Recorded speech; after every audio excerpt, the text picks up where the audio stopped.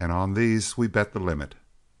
Aces and a face against an ace were also favorite bets of the rebels, but for smaller sums. During the first hour of my playing, to show the luck of the cards, the queen won 5 consecutive times, once against a favorite at the conclusion of a deal. My judgment was to take up this bet, but Priest ordered otherwise, for it was one of his principles never to doubt a card as long as it won for you. The play had run along some time, and as I was absorbed with watching, someone behind me laid a friendly hand on my shoulder. Having every card in the layout covered with a bet at the time, and supposing it to be some of our outfit, I never looked around, when there came a slap on my back which nearly loosened my teeth.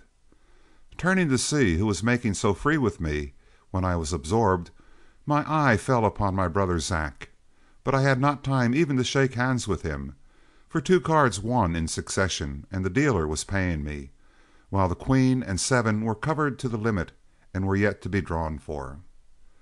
When the deal ended, and while the dealer was shuffling, I managed to get a few words with my brother, and learned that he had come through with a herd belonging to one armed Jim Reed, and that they were holding about 10 miles up the river. He had met Flood, who told him that I was in town, but as he was working on first guard with the herd, it was high time he was riding. The dealer was waiting for me to cut the cards, and stopping only to wring Zack's hand in farewell, I turned again to the Monte layout. Officer was not so fortunate as I was, partly by reason of delays, the dealer in his game changing decks on almost every deal, and under Priest's orders we counted the cards with every change of the deck. A gambler would rather burn money than lose to a citizen, and every hoodoo which the superstition of the craft could invoke to turn the run of the cards was used to check us. Several hours passed and the lamps were lighted, but we constantly added to the good, to the discomfiture of the owners of the games. Dealers changed, but our vigilance never relaxed for a moment. Suddenly an altercation sprang up between Officer and the dealer of his game. The 7 had proved the most lucky card to John, which fact was as plain to the dealer as to the player, but the dealer, by slipping 1 7 out of the pack after it had been counted, which was possible in the hands of an adept in spite of all vigilance, threw the percentage against the favorite card and in favor of the bank. Officer had suspected something wrong, for the 7 had been loser during several deals, when with a 7-king layout, 2 cards of each class yet in the pack, the dealer drew down until there was less than a dozen cards left, when the king came, which lost a $50 bet on the 7. Officer laid his hand on the money, and, as was his privilege, said to the dealer, "Let me look over the remainder of those cards. If there's 2 7s in there, you have won. If there isn't, don't offer to touch this bet." But the gambler declined the request, and Officer repeated his demand, laying a blue-barreled 6-shooter across the bet with the remark, "Well, if you expect to rake in this bet, you have my terms." Evidently the demand would not have stood the test, for the dealer bunched the deck amongst the passed cards, and Officer quietly raked in the money. "When I want a skin game," said John as he arose, "I'll come back and see you. You saw me take this money, did you? Well, if you've got anything to say, now's your time to spit it out." But his calling had made the gambler discreet, and he deigned no reply to the lank Texan, who, chafing under the attempt to cheat him, slowly returned his 6-shooter to its holster.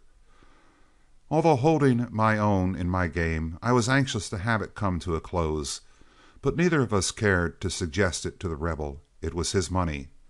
But Officer passed outside the house shortly afterwards, and soon returned with Jim Flood and Nat Straw.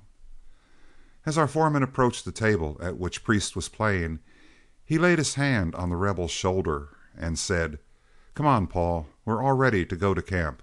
Where's Quirk?"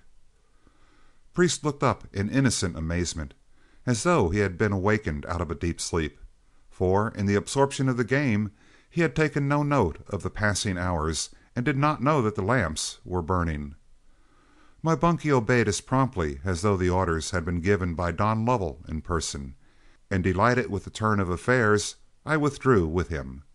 Once in the street, Nat Straw threw an arm around the Rebel's neck and said to him, "My dear sir, the secret of successful gambling is to quit when you're a winner, and before luck turns. You may think this is a low-down trick, but we're your friends, and when we heard that you were a big winner, we were determined to get you out of there if we had to rope and drag you out. How much are you winner?" Before the question could be correctly answered, we sat down on the sidewalk and the three of us disgorged our winnings so that Flood and Straw could count. Priest was the largest winner, Officer the smallest, while I never will know the amount of mine, as I had no idea what I started with. But the teller's report showed over $1,400 among the three of us. My bunkie consented to allow Flood to keep it for him, and the latter attempted to hurrah us off to camp, but John Officer protested. "Hold on a minute, Jim," said Officer. "We're in rags. We need some clothes. We've been in town long enough, and we've got the price, but it's been such a busy afternoon with us that we simply haven't had the time." Straw took our part, and Flood giving in, we entered a general outfitting store, from which we emerged within a quarter of an hour, wearing cheap new suits, the color of which we never knew until the next day. Then, bidding Straw a hearty farewell, we rode for the North Platte, on which the herd would encamp. As we scaled the bluffs, we halted for our last glimpse of the lights of Ogallala, and The Rebel remarked, "Boys, I've traveled some in my life, but that little hole back there could give Natchez under the hill cards and spades, and then Outholder has a tough town." End of chapter 17.